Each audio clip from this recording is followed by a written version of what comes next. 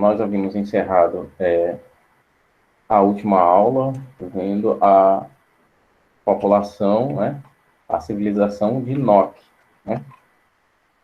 E a gente já vai dar continuidade a essas literaturas, tá bem? Qual a página? E o livro? Geografia, história, desculpa, história. Não, pera. Agora é geografia, perdão. O que eu falei foi sobre história, mas não deixa de estar correto, né?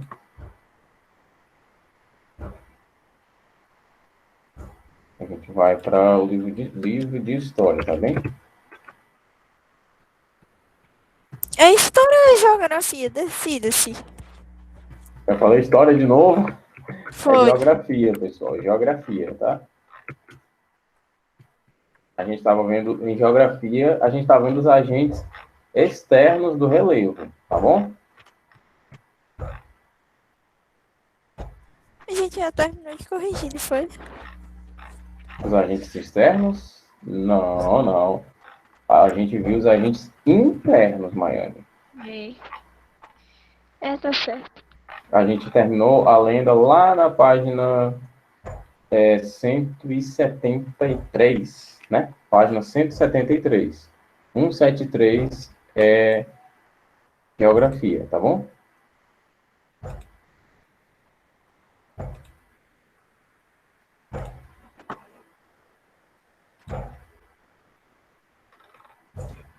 Livro de geografia, só para quem é esse Alexandre Alex, hein? Colocando esse montinho de coisa aqui. Livro de geografia, página 173, tá bom?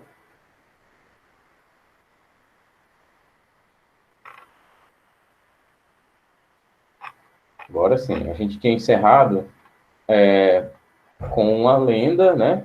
Que consta no livro Odisseia, que foi escrito por Homero, tá certo? Agora a gente vai ver aqui, olha, como os ventos moldam o relevo, tá certo? Atuando. Professor, os ventos, eles são externos, né? Agentes externos, obviamente. Uhum. Eles fazem parte do processo erosivo da erosão? Não, né? Assim. A gente vai chegar aí, tá bem? Atuando principalmente em áreas secas, semiáridas e litorâneas, o vento destaca-se por produzir um incessante trabalho, não apenas destrutivo. Esculpe e modela formas antigas, pois também transporta sedimentos, fragmentos rochosos ou detritos, e depois os acumula, criando novas e únicas formas de relevo. A exemplo disso, a gente teria as rochas sedimentares. Enquanto ação destrutiva, o vento pode atuar de duas formas complementares, desculpa.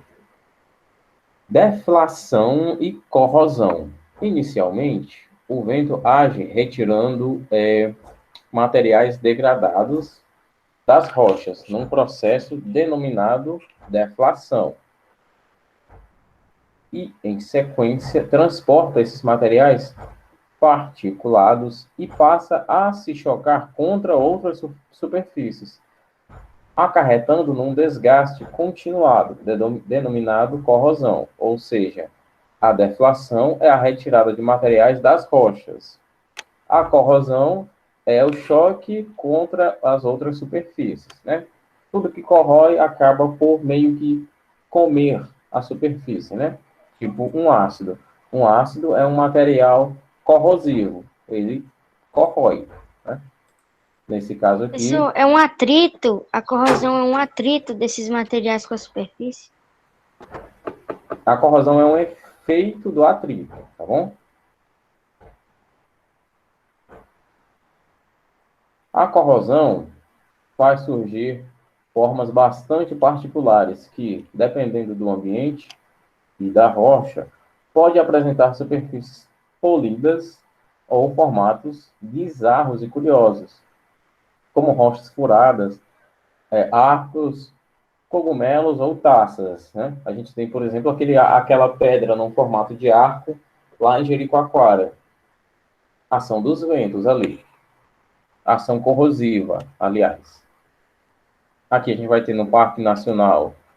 Deixa eu só dar um zoom aqui. Parque Nacional Bryce Canyon, em Utah, nos Estados Unidos. A onda, né, formação rochosa de Coyote Buttes, em Utah, também nos Estados Unidos. E as formações de arenito, em Tassili Nager, na Argélia. Notem que são 3 formações rochosas bastante diferentes umas das outras, né? Bem distintas. Por outro lado, a deflação, ou seja, a retirada de materiais degradados das rochas, atua sobre o solo como se fosse uma verdadeira lixadeira, desenvolvendo, aliás, um trabalho de desgaste a partir dos fragmentos de rochas transportados. Em algumas áreas de clima árido, os fragmentos são depositados, os fragmentos maiores, aliás, são depositados, criando amplos desertos pedregosos, denominados reg. Já em outras áreas desérticas, a deflação, ao retirar constantemente areia de um único local, pode provocar a escavação de depressões, que acaba expondo o lençol subterrâneo, criando os oásis, né? Ou seja, a ação dos ventos, deixa eu abrir a câmera aqui, a ação dos ventos vai passando e vai varrendo aquela areia todinha, né? E acaba que mostra o lençol freático, né? Ou seja, as águas mais subterrâneas dali, criando aqueles oásis que a gente vê nos filmes. Deixa eu ver o que é que tem aqui no chat.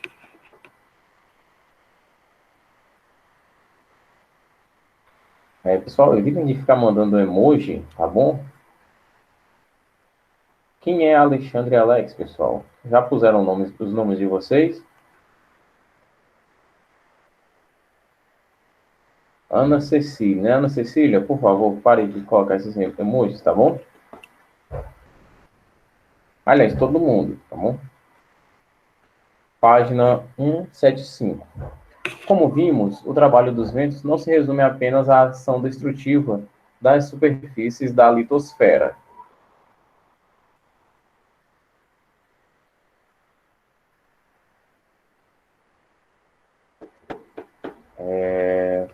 Tá bom, pessoal, deixem essa ação de lado. Deixem esse assunto de lado. Não vamos nos dirigir aqui só com o texto mesmo, tá bom? Na página 175, a gente tem aqui, né? O efeito de 2 formações dos ventos, né? Deixa eu ver aqui. Para cá, para cá.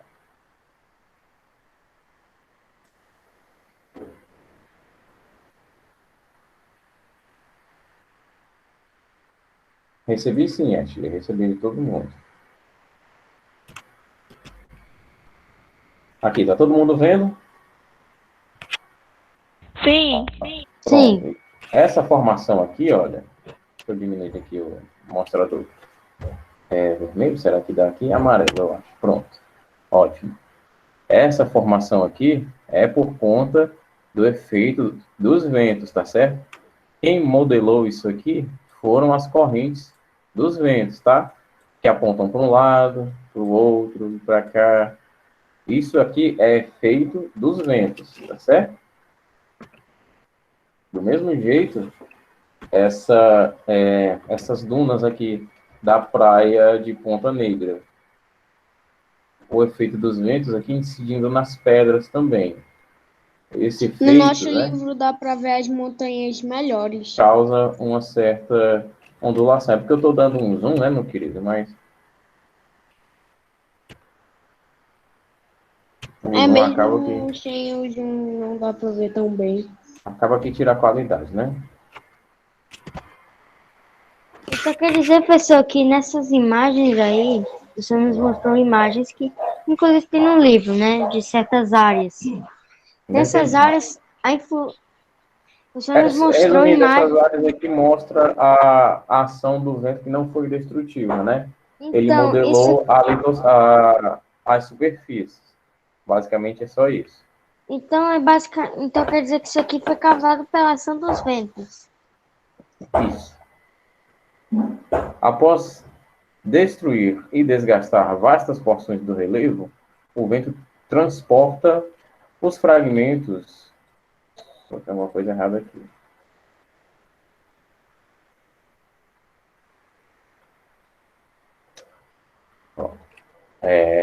O vento transporta os fragmentos a grandes distâncias pelas tempestades de areia ou suspensos na atmosfera. E depois finaliza temporariamente sua obra a partir da deposição ou acumulação de sedimentos. Por exemplo, construindo formas de relevo que são verdadeiras, aliás, montanhas de areia, denominadas de dunas. Então quer dizer que as dunas podem se formar devido à acumulação de material que o vento trouxe? Isso, exatamente. Uma tempestade de areia vai formando ali toda aquela região montanhosa de areia, bem modelada de acordo com as correntes dos ventos, e ali a gente tem uma formação de uma duna, certo? Continuando. A ação das águas do mar, ou a ação marítima. O mar destrói e reconstrói o relevo. As águas marinhas. Por que as águas marinhas? Porque a gente tem água da chuva, tem água de rio, águas marinhas. Estamos especificando que vão ser as águas do mar, aqui queremos falar. As águas marinhas trabalham constantemente sobre a superfície da litosfera, ora de forma destrutiva, esculpidora e modeladora, ora de forma construtiva, acumuladora, sedimentadora, criando novos desenhos litorâneos e reciclando, aliás, ou recriando paisagens antigas. Sua atuação depende da altitude e do tipo de rocha que compõe o relevo, né? Ou seja, Professor, quer dizer que as águas, perdão, interromper, quer dizer que as águas marinhas elas têm a capacidade de destruir e modificar. é isso mesmo, tá bom? É isso mesmo. Ainda não é todo.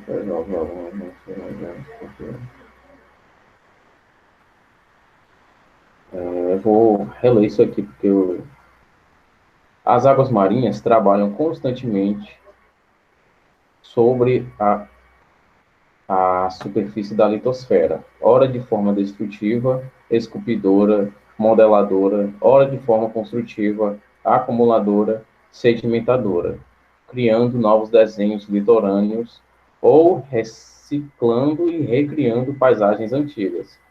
Sua atuação depende da altitude e do tipo de rocha que compõe o relevo, ou seja, aqui, claro que em elevadas altitudes, a ação da água dos mares não vai ter efeito, né?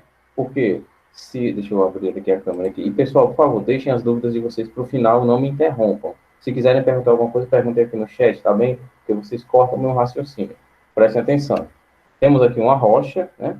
E temos a água dos mares aqui. Dependendo da altitude das rochas, a água dos mares não vai ter efeito nenhum, né? Porque a água não vai chegar bem lá em cima, sei lá, 100 metros. Dependendo da altitude, a rocha não vai sofrer nada em relação ao efeito das águas, né? E outra coisa, dependendo do tipo de rocha que compõe o relevo. Como assim, professor? Tem rochas que são bem mais fáceis das águas modelarem, né, e tirarem os sedimentos, e tem rochas que não, são mais duras. A água vai precisar de ir e voltar bastante para que tenha algum efeito destrutivo ou modelador sobre aquela rocha. Então, dois fatores principais: a altitude, certo? A relação da rocha com o nível do mar, né? Dependendo da altitude, a água do mar nem sequer vai ter algum efeito sobre essa rocha, e o tipo de rocha. Dependendo da dureza, do grau de dureza da rocha, a água do mar vai demorar muito tempo para modelar aquela rocha, para ter algum efeito sobre aquela rocha. Agora sim, entenderam essa parte ou tem dúvida? Não, né? Sem Não dúvida. entendi muito bem. Como é, Maiane? Eu não entendi muito bem. Vamos lá, vou explicar aqui de uma maneira mais lúdica. Interromper aqui. Entrou.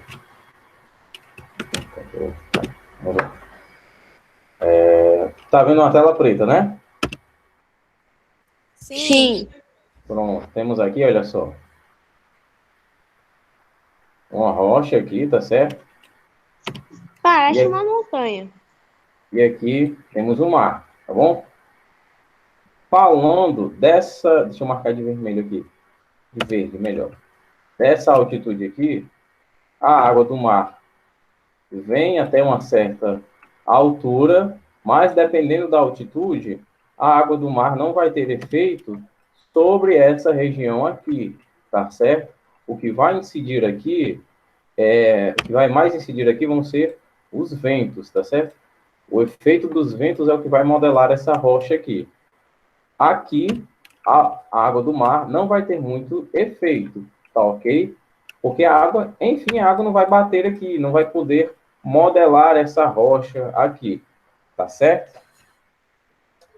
Outro detalhe importante é o seguinte, é o grau de dureza dessa rocha, né? Deixa eu marcar aqui de laranja.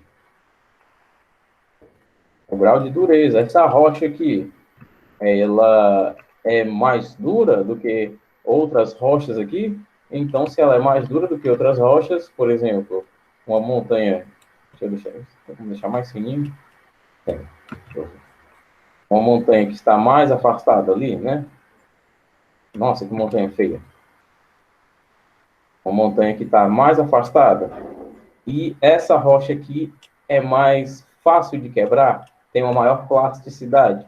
Então, a água do mar vai ter um efeito mais rápido aqui, entendeu? Para modelar essa rocha, entendeu agora? Depende da altitude e do grau de dureza. Olha, a altitude é aquela altura vertical de um objeto, né, de um corpo, em relação ao nível do mar. Nível do mar aqui, olha. E o grau de dureza da rocha, né? Ou seja, o tipo de rocha que nós estamos falando. Tá certo? Entendeu agora, Maiane? Sim, entendi.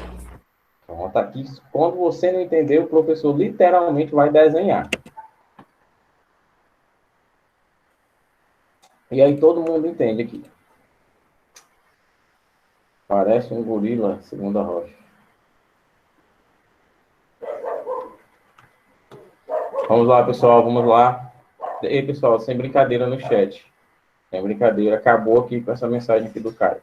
Sem brincadeira, eu fiz um desenho só para explicar.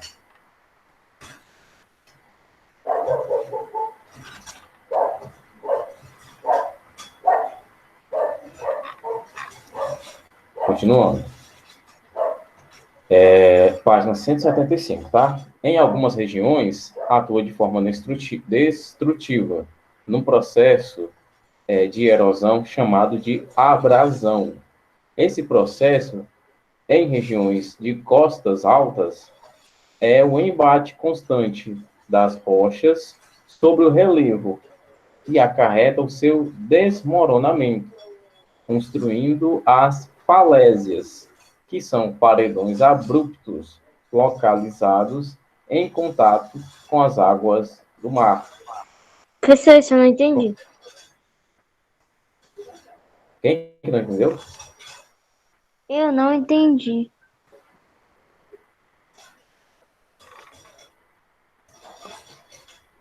Não tem som de animal aqui, não.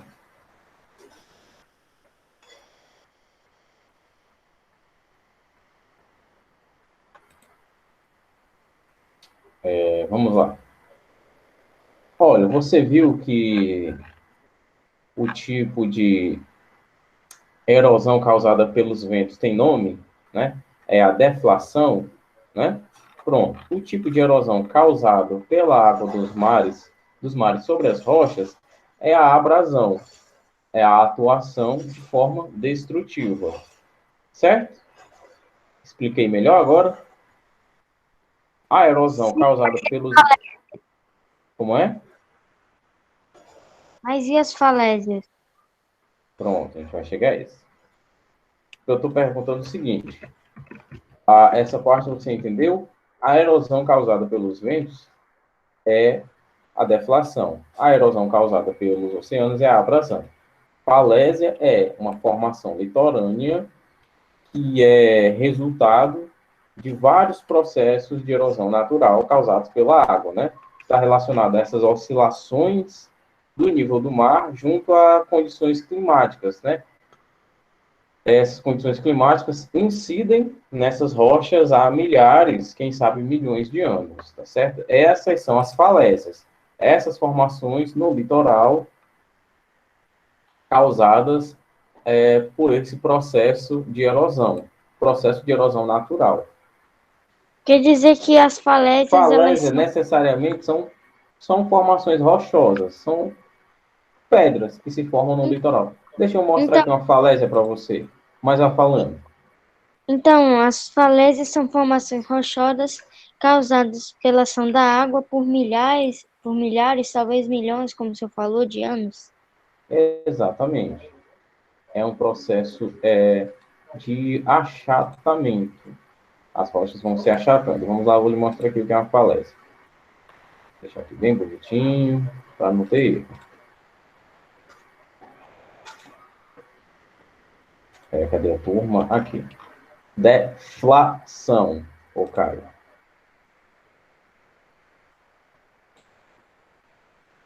Ó, todo mundo vendo, né? Vamos lá. Aqui, o Simon. Tá vendo? Isso aqui é uma falésia, tá bom? Sim. Essa formação aqui, olha só o que é que a gente tem aqui. O achatamento aqui dessas... Deixa eu só reduzir aqui o mostrador, pronto. A gente vê como essas regiões aqui são niveladas, né? Por conta da ação da água, né? Dos ventos aqui em cima, olha só. Como a ação dos ventos modelou essa rocha aqui, modelou essa outra parte aqui, olha. Você perceba que parece um bolo que foi fatiado, né? Uma região de terra cortada por uma faca. Olha isso aqui. Tá vendo? Olha. Parece. A ação dos ventos, olha o que é que fez. Deixou bem nivelado. Aqui é uma porção, aqui temos outra porção bem cortado. E aqui no fundo, olha só, outra porção, opa, também muito bem cortadinha. Mas aqui, olha, mais uma porção de terra, resultado da ação dos ventos. Percebe? Isso aqui é uma falésia. Ficou melhor agora? Certo. É a ação, Professor, é a ação das águas que... Roberto mandando mensagem. Entendi. É a ação das águas causada... É a ação das águas sobre uma rocha causada... Feita durante milhares de anos. Isso. Essa ação erosiva causada pelas rochas, tá bem? Professor, Oi. é a ação dos ventos e das águas deixaram aquela pedra lisa, né? Mais ou menos. Isso, a ação dos ventos e da água também, né? E também teriam outros processos erosivos, né? Não apenas a água dos mares, mas a água das chuvas também, né? Mas isso aí não seria interessante de falarmos agora. Bom, tio, é verdade, se honrar e fazer contato com a areia, ela pode virar vidro por causa da temperatura? Eu nunca ouvi falar nisso, tá bom? Particularmente, não sei se isso é verdade. Mas vamos continuar aqui a leitura, tá bom? Página 176. 176. Deixem o chat de lado, pessoal. Ó, pessoal, deixem o chat para lá.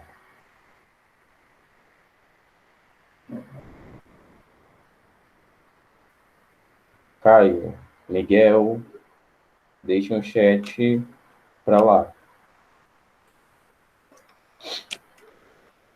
Ah, aqui a gente tem uma falésia aqui na outra página também, o Timon, na Finlândia, né? Na Finlândia não, na Irlanda. Ah, diz aqui embaixo que é na Irlanda. Bom, já nas regiões litorâneas de modestas altitudes, a ação erosiva do mar cria entalhamentos ao longo da linha de costa. Entalhamento, o que é entalhar? Uma espécie de fatiado, né? Que é o que a gente viu aqui nas rochas, né? As rochas têm uma formação, né, meio torta, e a água vai lá fazendo esse fatiado. Vamos lá. Entalhamentos ao longo da costa, dando surgimento a golfos, baías, enseadas, que são recortes em forma de U ou cabos e penínsulas, né? Necessariamente formação de ilhas até, que são pontas do continente que penetram no mar. Por exemplo... Professor, entalhamento, o que seria um entalhamento mesmo? Acabei de dizer, é uma espécie de fatiamento da região rochosa, né? Temos uma região... Bolo fatiado. Temos uma região montanhosa e a água vai lá, a ação das águas faz esse corte, né? Esse entalhamento. Tipo, já viu uma escultura em madeira? Foi entalhado ali. Foi talhado, aliás. Aquela esculturazinha em madeira, aquilo foi processo de entalhamento. A mesma coisa é com a rocha. Só que quem fez esse entalhamento na rocha foi a água, pelo processo de abrasão. Certo? Entendeu? Após a ação destrutiva das ondas, pela ação de outros fatores, como as correntes oceânicas e os organismos vivos, o mar pode realizar um trabalho de acumulação e posterior sedimentação nas áreas litorâneas.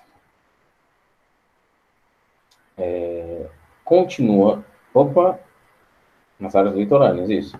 Continuando o seu trabalho, o mar atua de forma construtiva, a partir da acumulação de sedimentos, areia, cascalho, etc., transportados pelas ondas e correntes marítimas.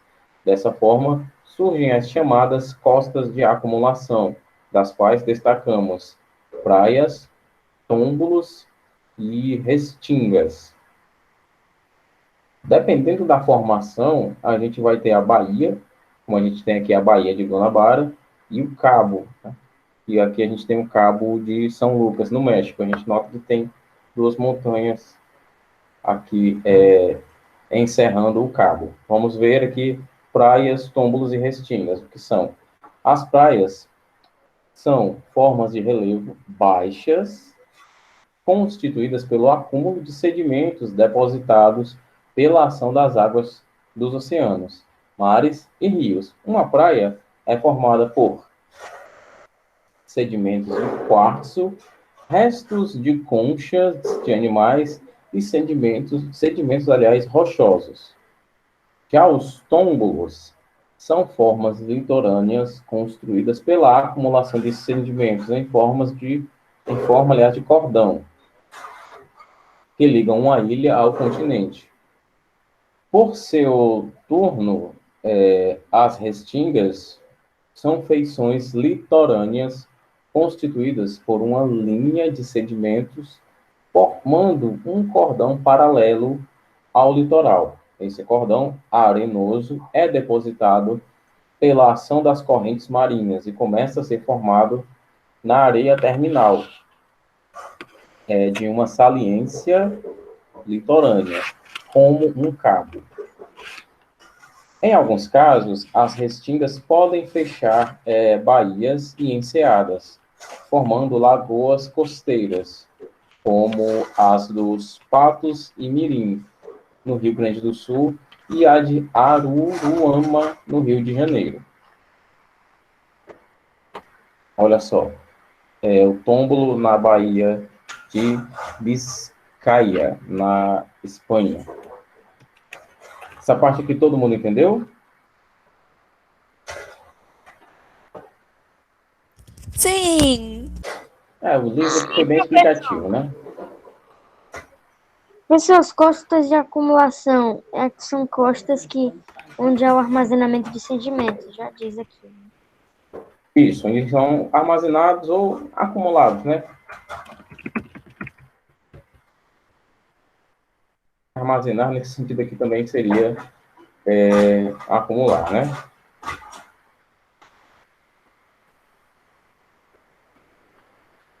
Também tinha outro nome, eu até esqueci, costa deposicional, que vem da ideia de depósito, né? Tem esse termo também, tá? Costa deposicional ou de acumulação. Acabei de lembrar. Nós vamos ter falando dessa costa deposicional. Deposicional onde são depositados os sedimentos. Isso, olha, depositado, armazenado, acumulado, tudo na mesma ideia, né? Mas o oficial que o nosso livro dá é de acumulação. Então, caso isso venha a ser necessário numa prova, o nome vai ser o que está ali no livro, tá bom? Continuando. A ação do gelo ou a ação glacial. A transformação do relevo pelas geleiras.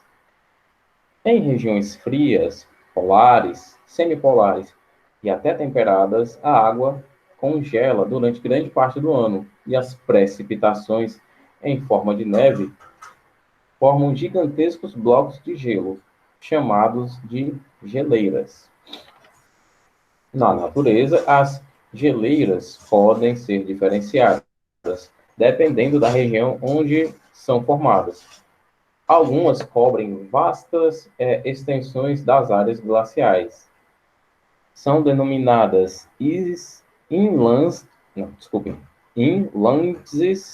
ou costeiras, eu prefiro costeiras, e dominam amplas áreas da Groenlândia e da Antártida. Outras são típicas de regiões montanhosas, onde a formação de neves eternas, por isso são chamadas de geleiras das montanhas alpinas ou de vales. A ação das geleiras produz, inicialmente, uma espécie de lixamento sobre a superfície terrestre e, posteriormente, transporte de detritos e sua acumulação. A erosão provocada pelo gelo chama-se glacial e pode desenvolver novas formas de relevo diferentes, dependendo do tipo de geleira. Então, olha só, a erosão causada pelo gelo é a erosão glacial.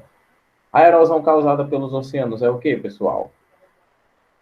Abrasão. E a erosão causada pelos ventos? Deflação. Isso. Então, dependendo do tipo de agente externo, a gente tem uma denominação diferente para erosão, né? E também para ação construtiva, né? E, claro, também um nome diferente para o que será construído. Não é difícil não, né? É só decorar os nomes, pessoal. Nessa parte aqui da geografia é bem fácil, tá?